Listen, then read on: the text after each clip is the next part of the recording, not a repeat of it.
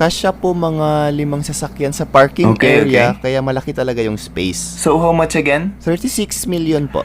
36 million. Okay, okay. Nasa budget naman. So, magkano nga ulit yung down payment? Roughly 3.9 million. 3.9. Okay, doable.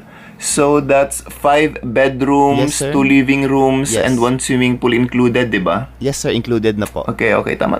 Okay lang na yun. So yung price. So, tatawagan ko na lang yung accountant ko, then we will handle kung paano i-settle yung down payment. Sir, hindi pa siya makukuha today ha? Ay, hindi pa available yung unit. Yes, sir. Sayang. Yes, That's pasensya po.